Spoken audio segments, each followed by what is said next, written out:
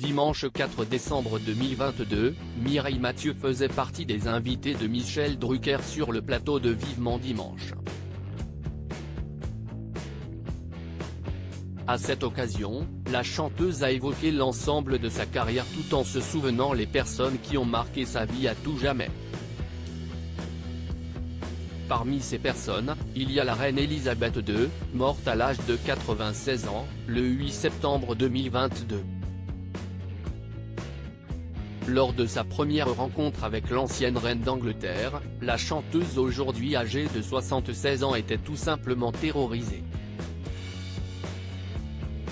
Elle avait très peur de se produire devant la monarque. Ma vie est un conte de fées, si est-il vrai. Et dans les contes de fées, il y a toujours une reine.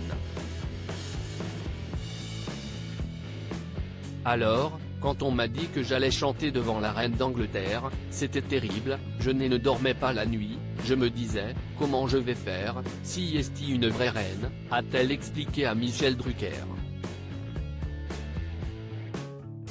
Malgré tout, il n'était pas question pour elle de se démonter et de refuser un tel honneur.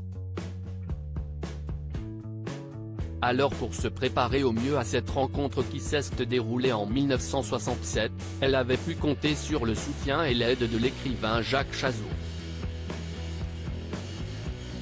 Ce dernier lui avait donné de précieux conseils sur les coutumes de la royauté britannique. Il lui a aussi appris à faire la révérence.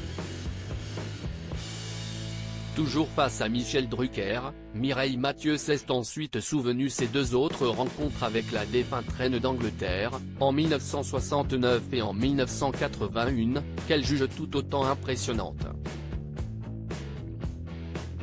J'ai été présentée par Leslie Caron parce qu'on était ensemble sur scène et on a chanté à la fin God Save the Queen, c'était extraordinaire, a-t-elle raconté alors qu'elle était tout simplement émerveillée d'un tel honneur.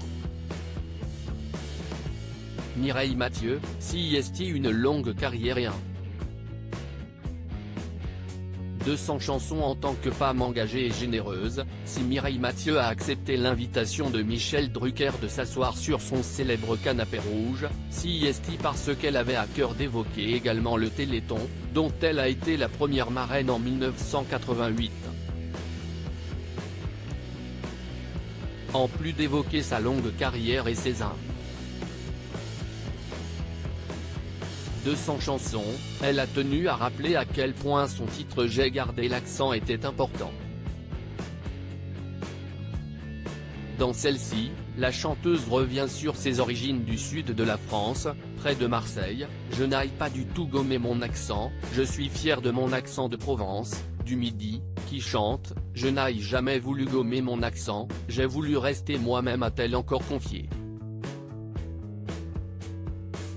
Durant sa vie, l'artiste a fait le tour du monde à plusieurs reprises tant elle est aimée aux quatre coins de la planète.